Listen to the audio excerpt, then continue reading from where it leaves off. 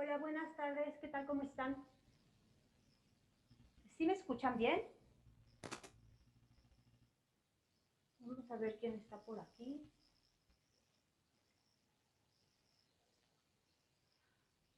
Hola, Ana, Ángeles, Daniel. Gracias, María Asunción, Nancy y Stephanie por estar aquí. En un minutito más comenzamos. ¿Les parece bien?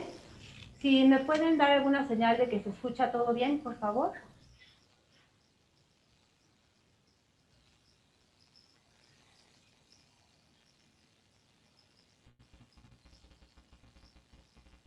Ok, muy bien. Entonces, vamos a empezar con el libro que les voy a platicar el día de hoy. Es un libro muy interesante. Se los voy a enseñar. Es El hombre en busca de sentido, de Viktor Frankl. Viktor Frankl, un hombre ordinario que vivió una vida extraordinaria.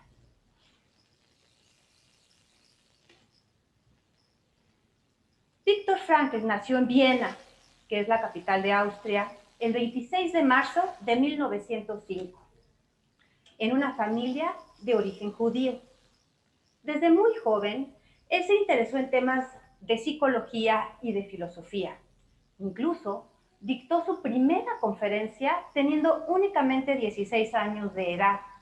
El tema, desde entonces, ya tenía que ver con todo esto del sentido de la vida. Él estudió medicina y filosofía. Obtuvo su doctorado en psicología en 1930. Él y toda su familia en 1942 fueron deportados a los campos de concentración. A ellos los dirigieron a Praga. Frankl estuvo en 4 campos de concentración, incluyendo el tan temido Auschwitz, conocido ahora como el peor de los campos de exterminio nazi. Él fue el único miembro de su familia que logró sobrevivir al Holocausto. Después de 3 años, más o menos, que estuvo en cautiverio, fue liberado por fin en 1945. Ah, perdón. ¿Qué pasó? Sofía, permítanme tantito. ¿Qué pasó con mi video? Se me perdió.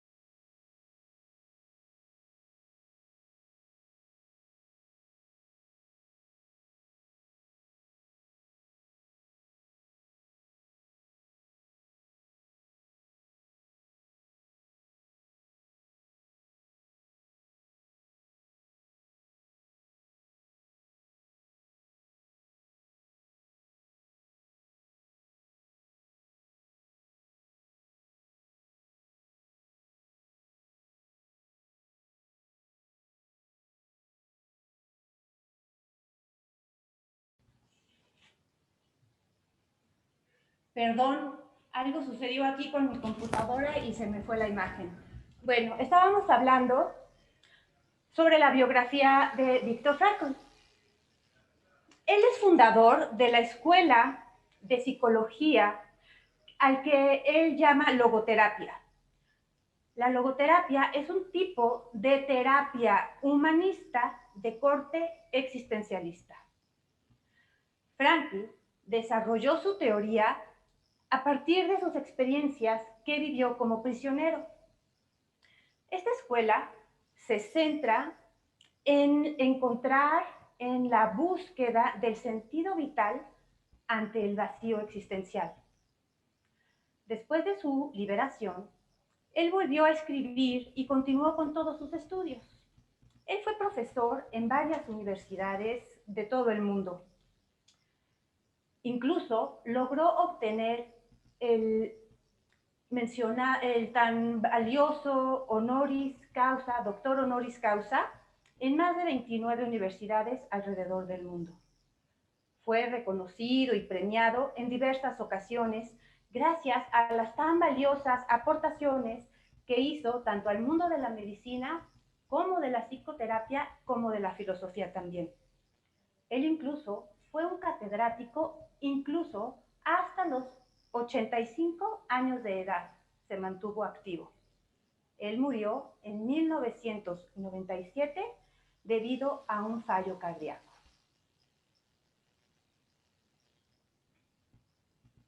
Este libro, que nos ocupa el día de hoy, El hombre en busca de sentido, se publicó en 1946. Es considerado como uno de los libros más influyentes de la historia. Se han vendido decenas de millones de copias alrededor del mundo.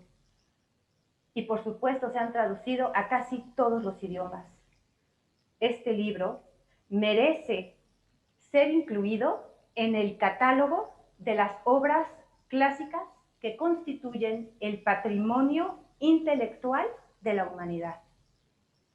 Es una lectura imprescindible para comprender el presente. Esta obra recoge los principales aspectos de la teoría de Viktor Frankl y los complementa con ejemplos reales y con apuntes biográficos, por lo que se le considera un muestrario de todo el pensamiento de Frankl y es la base de la teoría o de la escuela que él funda, la logoterapia. En la actualidad existen 3 escuelas sobre las cuales se basan las terapias de psicología. Una de ellas es esta, la logoterapia, que fue fundada por Viktor Frankl. Este libro mítico explora los límites a los que puede llegar el hombre cuando se le obliga a vivir en condiciones infrahumanas. El tema principal de la obra es la supervivencia. Su autor, como les platico, fue una víctima más de los campos de concentración. Pero este relato no tiene como objetivo describirnos todas esas atrocidades de esos lugares. Más bien, lo que él pretende es ayudarnos a entender, por medio de sus experiencias, ayudarnos a que logremos entender que no importa la situación a la cual nos tengamos que enfrentar, siempre podemos encontrar fuerza, determinación y coraje para salir adelante, para sobrevivir en tiempos difíciles. Nos explica que a lo largo de nuestras vidas siempre se van a presentar situaciones que estarán fuera de nuestro control. Situaciones que nos despojarán de todo aquello que poseemos. Pero nunca, nada podrá arrebatarnos nuestra posesión más valiosa que tenemos todos los seres humanos, que es la capacidad de elegir cómo vamos a responder a esas situaciones. Es decir, la actitud que nosotros decidamos tener para enfrentar la adversidad. No podemos controlar todo aquello que sucede a nuestro alrededor, pero lo que sí podemos controlar es la manera que nosotros tomamos para responder a esa inconveniencia. Por más difícil y cruel que haya sido su experiencia en Auschwitz, Frankl nos demuestra que la vida no es una búsqueda de placer, tampoco se basa en tener poder, sino que la vida, lo que debemos perseguir es ese algo que nos da significado, es decir, un sentido. Nuestra misión debe de ser esa, precisamente, encontrar nuestro propósito. Pero ¿cómo es que podemos encontrar ese sentido de nuestra vida? Frankl nos dicta estas 6 maneras de encontrarlo: mediante el amor y la amistad, teniendo proyectos, teniendo obligaciones por cumplir, teniendo ilusiones y teniendo nostalgias. Viktor Frankl resume esto en 3 formas básicas para lograr encontrar nuestro sentido. Vamos con la primera. El sentido de la vida se puede encontrar a través de una misión, es decir, un deber por cumplir. Es la forma más básica que las personas más buscan, una misión. Si le preguntáramos a alguien por qué es que querría sobrevivir, seguramente la respuesta tendría que ser porque tengo cosas importantes que hacer. La misión o propósito es algo que nosotros construimos y está relacionado directamente con el servicio a otras personas. Cuando sirves a otras personas, con tus talentos, con tus habilidades, tu vida tendrá sentido. Porque percibes que vales y percibes que aportas. La segunda forma que podemos tener para lograr encontrar el sentido es mediante el amor. El amor a las demás personas. No querrías jamás irte de este mundo porque hay personas a quienes les interesas y que son importantes para ti. El amor es una de las formas más poderosas y motivantes para hacer las cosas, para tener proyectos, para no desistir. Las personas que amamos son una inspiración constante para vivir y sobre todo para ser mejores personas. El sentido de la vida se puede encontrar también a través de la contemplación, es decir, de disfrutar las pequeñas cosas, los pequeños placeres que tenemos alrededor de nosotros y que muchas veces no tomamos en cuenta. Algunas personas, por ejemplo, disfrutan de vivir porque tienen una afición o tienen algún deporte que los motiva, o les gusta, por ejemplo, el arte. Y el arte no nada más como una expresión artística, sino también como una expresión de la naturaleza. Contemplar un atardecer, contemplar el mar, contemplar la luz que pasa entre las ramas de los árboles, no sé, etc. La música, por ejemplo, también es parte de esta contemplación, es parte de estos pequeños detalles a los que les tenemos que poner atención. Al ser agradecidos con todas esas maravillas de las cuales estamos rodeados, nos beneficiamos precisamente de esos grandes placeres de la vida. Decía Nietzsche, cuando tenemos un porqué de vivir, conseguiremos vencer cualquier desafío sobre cómo vivir. Este libro, El hombre en busca de sentido, está dividido en 2 partes. En la primera parte, que se titula Un psicólogo en un campo de concentración, nos va a describir el día a día de la vida de los prisioneros. Este día a día, esta primera parte en la vida de los prisioneros, está compuesta por tres conceptos. La primera fase, digamos, es ese shock que tienen los prisioneros cuando son internados en el campo. La segunda fase que vamos a estudiar es precisamente cuando ya están viviendo en el campo, cuando ya pasó cierto tiempo y empieza un periodo de adaptación. La tercera fase es cuando por fin llega la liberación y pueden salir a la vida libre.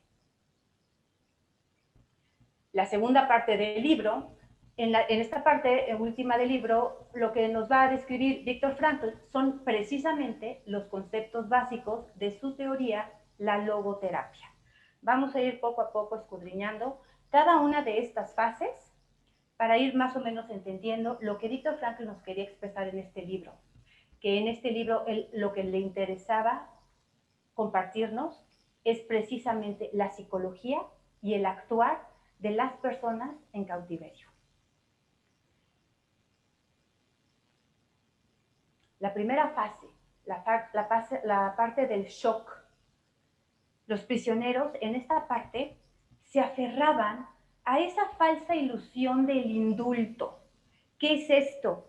Quiere decir que guardaban una leve esperanza de que ellos se salvarían muy pronto, de que quizá esto era un error y no sucedería. Se aferraban a pensar que aquello que iban a sufrir no iba a ser tan intenso, que quizá ellos iban a tener esa suerte y no iban a toparse con gente tan cruel, que su situación quizás no fuera real. Esa es lo que en psicología le llaman la ilusión del indulto, es decir, como del perdón. Al llegar al campo, los prisioneros empezaban a ser divididos, los empezaban a seleccionar. A los enfermos o los que se consideraban más débiles, los tenían que tomar el camino de la muerte. En cambio, los más aptos y fuertes, esas personas eran dirigidas a las cámaras de desinfección. En esas cámaras los desnudaban y los despojaban de todas, literalmente, de todas sus pertenencias antes de enviarlos a los trabajos pesados. Literalmente este era un proceso de abandonar todo, de desapego total. Incluso tenían que abandonar su vida anterior. Ya no tenían nada más que perder, sino la vida misma. Decía Dostoyevsky, aquello que define al hombre es precisamente la capacidad de adaptarse a cualquier situación. Dentro de los prisioneros existían los capos. Los capos eran aquellos prisioneros que también eran judíos, que se distinguían por su falta de escrúpulos y por su crueldad. Eran aquellos prisioneros que para sobrevivir preferían sentirse superiores a sus propios compañeros y se convertían en una especie como de ayudantes de los nazis, de los alemanes, para así poder obtener algún beneficio. ¿Qué beneficios podían tener? Quizás un poco más de comida, quizás un poco más de ropa, unos mejores zapatos, pero carecían de lo indispensable que eran los valores. No los tenían, por eso preferían la traición.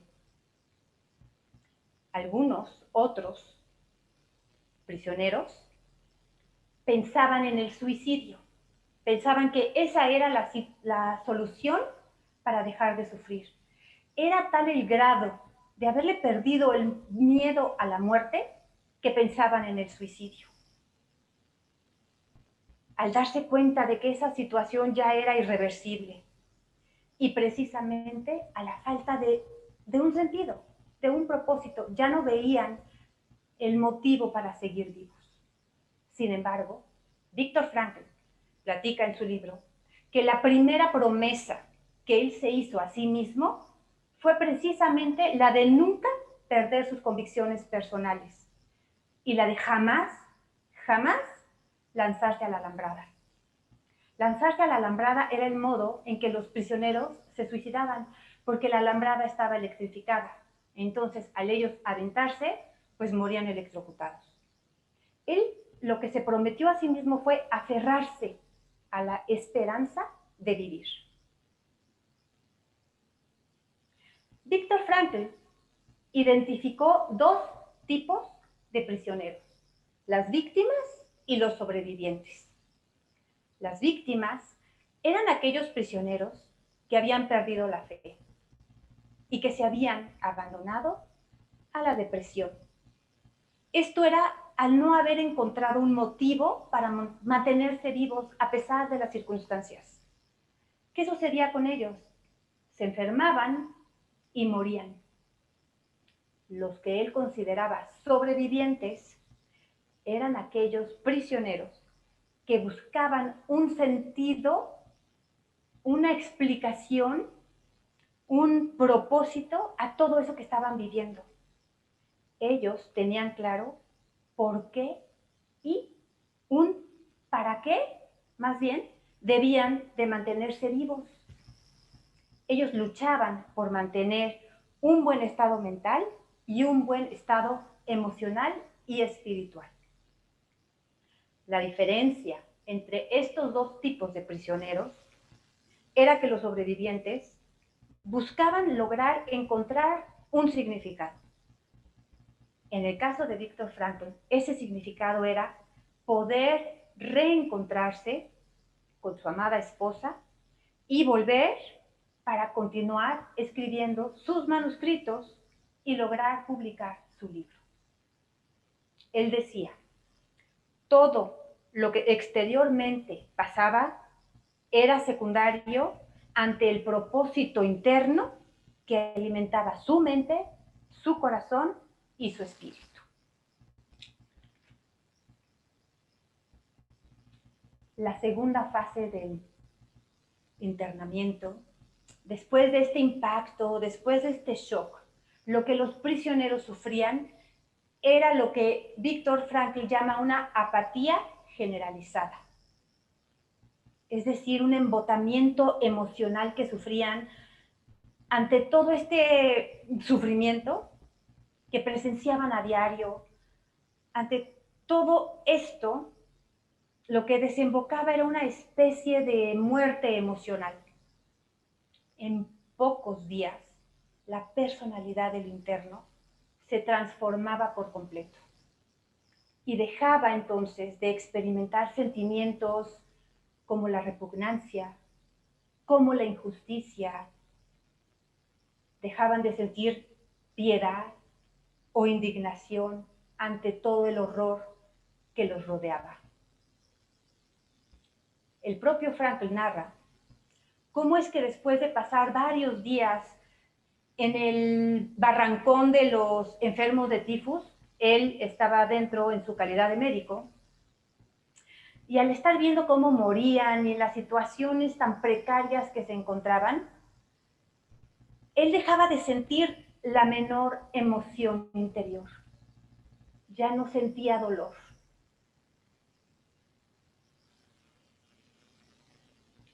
Todos los esfuerzos de los prisioneros se concentraban únicamente en una sola tarea, que era la de sobrevivir un día más. Sobrevivir un día más a todo ese esfuerzo agotador del trabajo, a la raquítica ración de comida que recibían, a las condiciones infrahumanas a los que estaban sometidos, a todo ese maltrato físico y mental. Según testimonio del autor, solamente sobrevivían aquellos que, endurecidos por el deambular de años de hambre, de campo en campo y de maltrato, habían perdido los escrúpulos. Aquellos prisioneros que eran capaces de todo con tal de salvarse. Empleaban cualquier método, cualquier medio, aunque no fuera honesto, aunque no demostrara integridad, todo con tal de sobrevivir. Pero también estaban aquellos otros prisioneros que al vivir todos estos estragos del campo de concentración, podían abstraerse del terrible entorno y se adentraban en su mente, en su espíritu, para lograr encontrar esa paz interior tan necesaria en esos momentos. Se adentraban en sus pensamientos para lograr tener una paz espiritual. En estos casos, por ejemplo, la nostalgia, es decir, los recuerdos de su vida anterior al confinamiento, era como una fuga al pasado. Esta fuga al pasado parecía tener digamos, un resultado positivo. El efecto era bueno, porque los ayudaba a tener una resistencia mental. Pero esta estrategia de regresar al pasado y de acudir a la nostalgia debe de tener sus límites.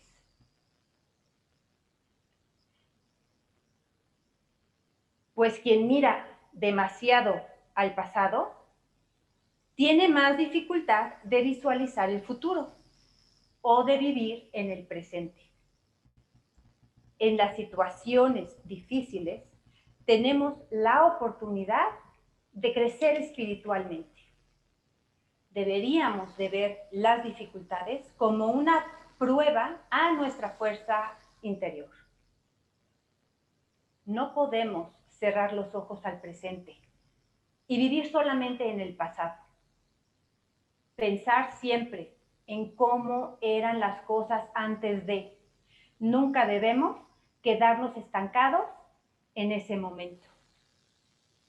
El prisionero que perdía la fe en el futuro estaba condenado a perecer.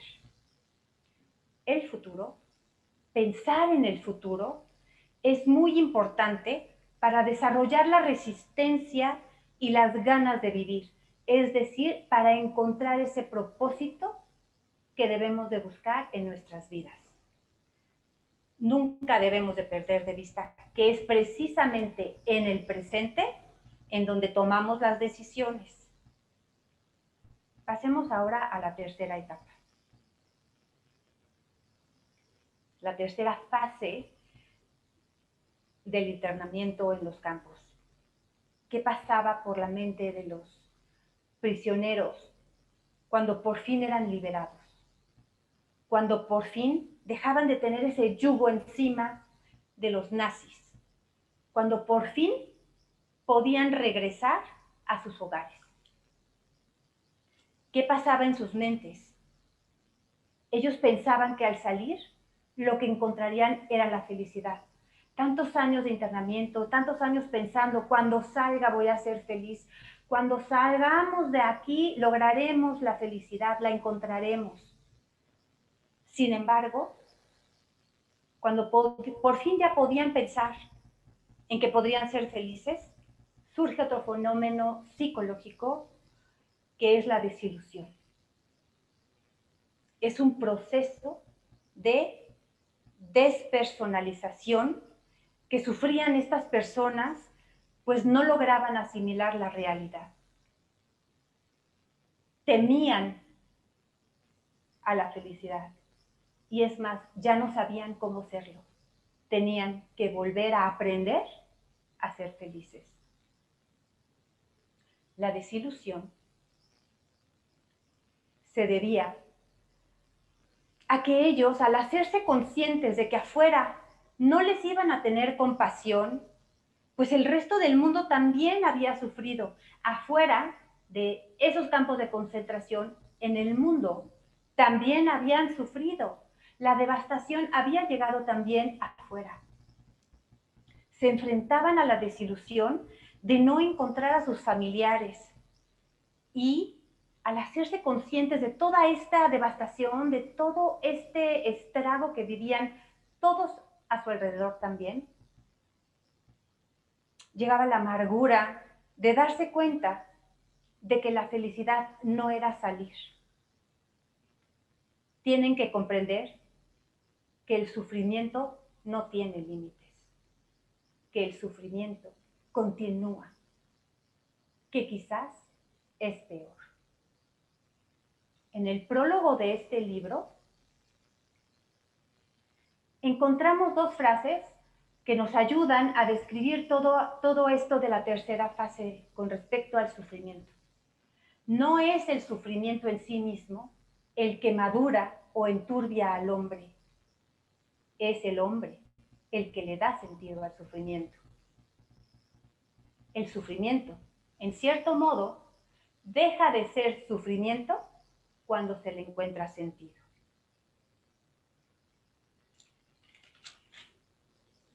Vamos ahora a estudiar la segunda parte del libro. Ya terminamos con toda esta primera parte del día a día de los prisioneros y de cómo es que su mente funcionaba. En la segunda parte vamos a estudiar los principios o las bases de la logoterapia, que como ya hemos explicado, es la escuela de la terapia o de la psicología que funda Viktor Frankl. ¿Qué es la logoterapia? Es la escuela filosófica psicológica que desarrolla el autor. Es, por decirlo de una manera un poco más explícita, un tipo de terapia que se enfoca en encontrar respuestas a las situaciones complicadas que se nos presentan día a día en la vida. Este libro adelantaba este concepto tan actual de ahora de resiliencia, que es la capacidad de sobreponerse a las desgracias traumáticas de la vida a través del amor y de las relaciones emocionales.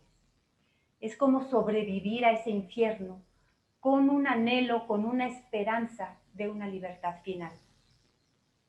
Esta terapia se centra en ayudarnos a encontrar el significado de nuestra vida. En este triángulo, la idea es explicar un poco cómo es que alrededor de este triángulo, que es nuestro propósito, convergen tres caminos importantes necesarios para poder lograr el propósito. El primer camino es la creatividad. La creatividad es cuando podemos implementar un estilo de vida en donde a diario estaremos creando algo significativo para nosotros. El primer camino, la creatividad. Este segundo camino que tenemos acá es la experiencia. ¿Qué es la experiencia? Es el amar y apoyar a otras personas ayudándolas con sus propias necesidades. El tercer camino que tenemos en la punta es la actitud. Es saber que a pesar del sufrimiento, tenemos la capacidad de afrontar cada situación bajo nuestros propios términos. Hagámonos entonces las siguientes preguntas para ayudarnos a encontrar el significado de nuestra vida. ¿Qué estamos creando? ¿De qué manera estamos apoyando a las personas que amamos, a nuestros familiares o inclusive a nuestra comunidad? La tercera pregunta es, ¿qué actitud estamos tomando frente a los problemas que se nos presentan en la vida? Para poder ser personas resilientes, que es en conclusión finalmente la principal enseñanza de todo este libro, guiémonos de los siguientes 4 pasos o 4 puntos que voy a exponer a continuación. Son precisamente las enseñanzas que están aquí como compiladas de todo este libro. El primer punto es ejercer tu libertad de elegir. Ejercer tu libertad de elegir tu actitud, sin importar qué situación externa se nos presente. Siempre tenemos la capacidad de elegir cómo es que vamos a reaccionar. A pesar de las pérdidas que podamos tener durante la vida, pérdidas de un ser querido, de un trabajo, de dinero o de un negocio quizá, inclusive si has sufrido algún maltrato o has sido víctima de algún abuso. A pesar de todas estas pérdidas, siempre tenemos la capacidad de elegir cómo queremos actuar ante ello, sin importar lo que el exterior nos pueda quitar. Nunca perderemos la libertad de elegir nuestra actitud ante la adversidad. Eso es lo único que nunca nadie nos puede quitar. Nosotros somos responsables de nuestras acciones. Dejemos entonces de culpar a los demás y tomemos absoluto control y responsabilidad de nuestra vida. Actualmente, es el segundo punto, que es buscar el significado en lugar de buscar únicamente la felicidad. Actualmente estamos relacionando estos conceptos de felicidad con placer. Estamos en busca siempre de satisfactores mediatos para entonces, según nosotros, encontrar esa felicidad. Estos satisfactores de placer mediatos son la comida, la bebida, el entretenimiento, por ejemplo, ahora se puede interpretar como redes sociales, o el acumulamiento también de bienes materiales. Nada está más alejado de la realidad. Nada de estos satisfactores placenteros nos van a dar una real felicidad. Cuando tenemos un propósito que va más allá de nuestra simple satisfacción, es cuando entonces podemos encontrar un sentido, un significado mayor a nosotros mismos. Y es ahí cuando sí, entonces, estamos en el camino correcto de lograr y de encontrar la felicidad. Cuando logramos tener un significado en nuestra vida, cuando nuestra vida tiene sentido, estamos más cerca de sentir felicidad. Esta felicidad, como les digo, está mucho más allá de nuestras necesidades básicas.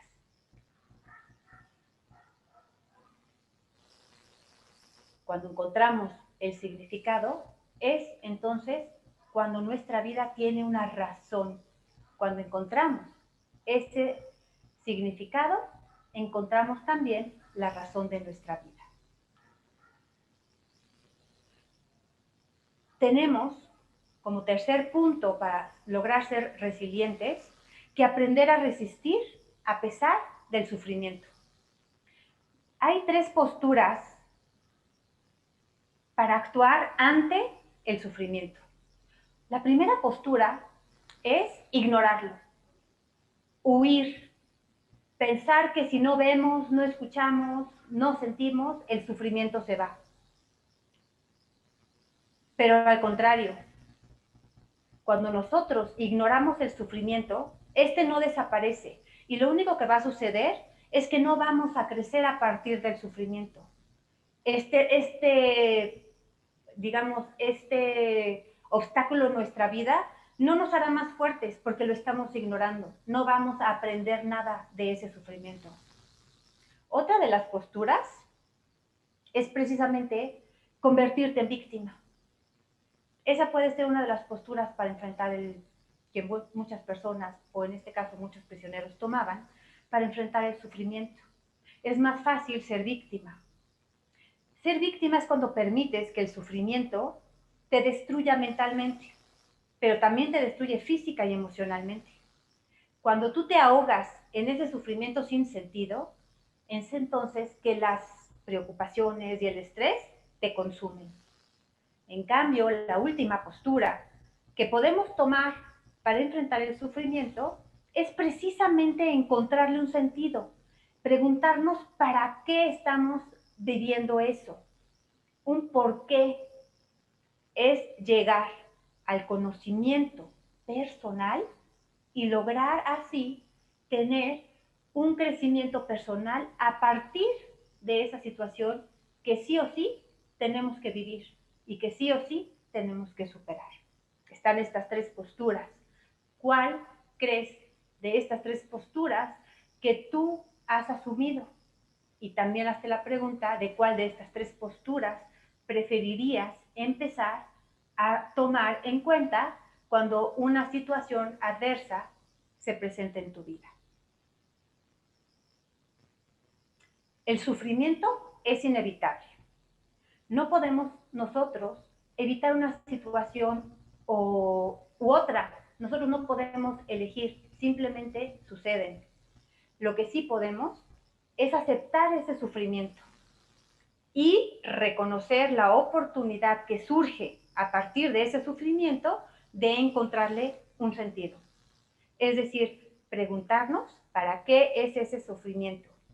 Solo así, haciéndonos esa pregunta, podremos entonces superarlo y podremos crecer a partir de ahí.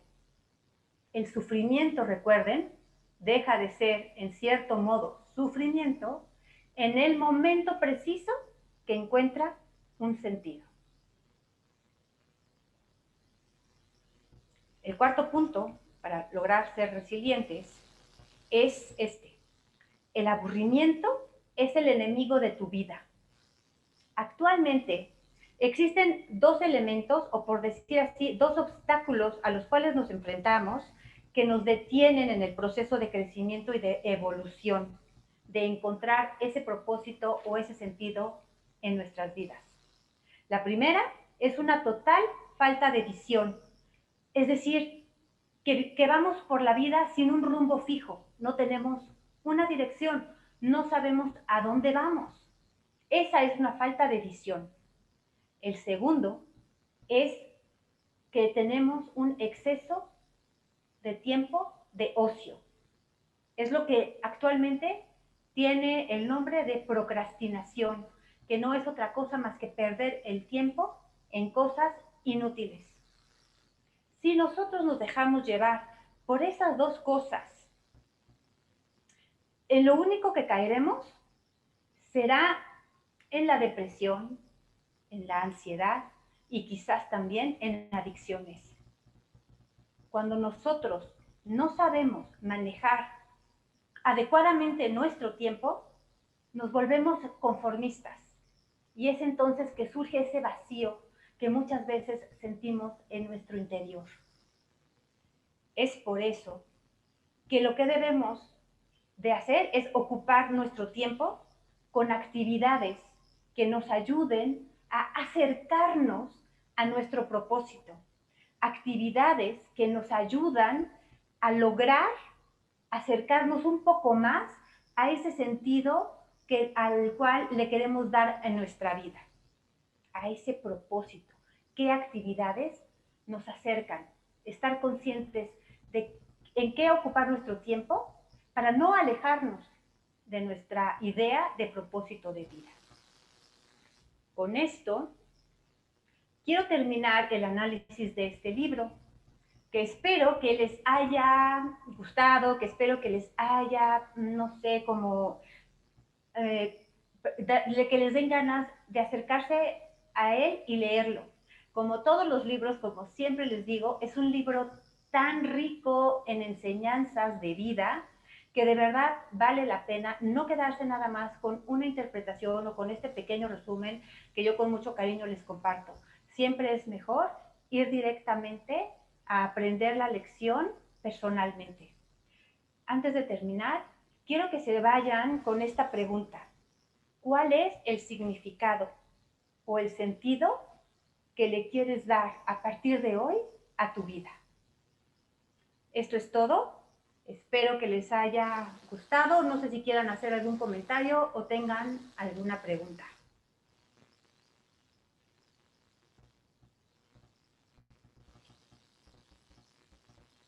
¿Ok? Pues muchas gracias por sus comentarios y pues nos vemos en la próxima sesión. Gracias por su tiempo. Bye bye.